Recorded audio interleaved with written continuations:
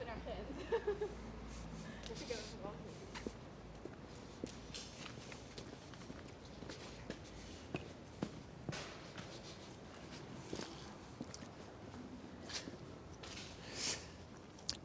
Good evening. I'm Fred Truijen from Leuven University, and I'm here in front of a popping up exhibition that is displayed here behind this screen. And I'm invited to enter an exhibition by using my phone. But let me first explain a little bit the context. As you see, it displays an exhibition based on content from Europeana. Europeana is the cultural heritage portal of Europe, connecting collections of thousands of museums and archives and libraries throughout Europe. And together with partner Noterik, who develops these museum softwares, and Photo Consortium, who is an aggregator for photography for Europeana, we develop these kind of tools for museums, but it can also be used in totally different contexts where you want to display information outside your own walls and reach out to new possible audience. But let's explore this. So the whole idea is that I use my phone, and you see that I have to type a code, and then I come on an exhibition which has several chapters. And with my own smartphone, I can just browse through these chapters. And I get an introduction to the whole of the exhibition. When I continue on an image, I get an introduction in this chapter here on Marie Curie. I can, if I want, zoom in the photo if I wish so, but I can also scroll to other images that are discussed in this chapter. Now, I'm not Generation Z, so I don't have my earphones with me, but many younger people would immediately have the privacy of plugging in their earphones and they hear the guide on their phone.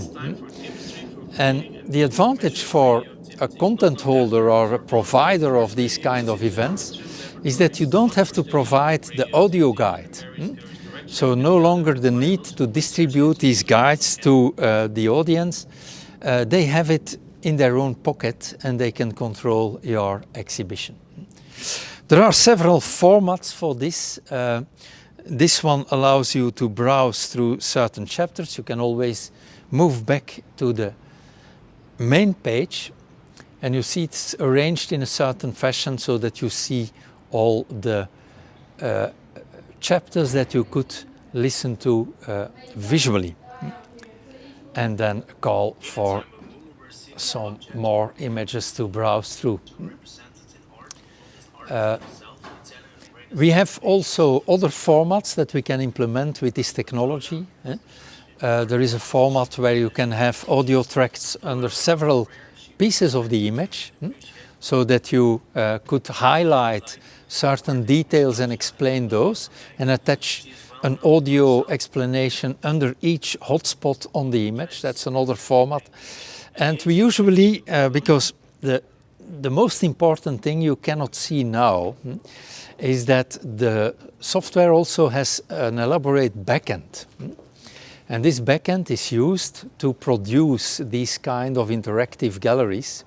So instead of just putting your nice digital collections on a web page, where people have a passive experience, you can really go into the streets, reach out to people, be at the heart of an event, in the middle of activities, and have control by the user.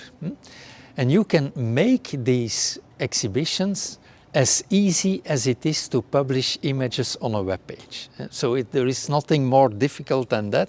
You have your digitized images, you organize them in chapters, you record the audio, and then you're good to go. So it facilitates production, it fastens also your communication strategy.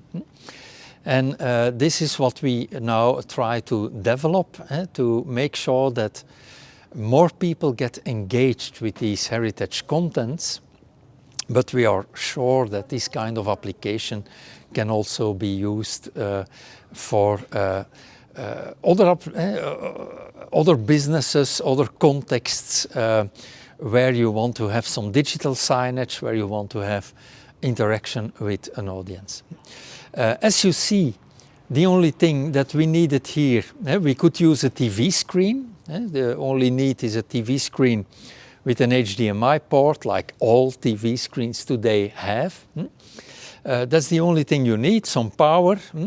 And in this case, we opted to use a projector so that we could put it also behind a glass window, where it is protected, where it is safe, and yet people can interact.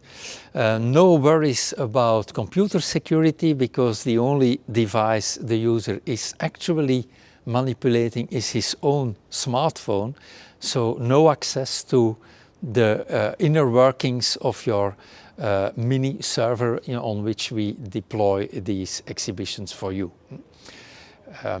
So I hope that you will hopefully meet such an exhibition near you soon. We are in contact with large networks of cultural heritage institutions, so we are certainly promoting this new way to reaching out to audiences. Thank you for your attention, and see you soon near a museum with this kind of gallery experience.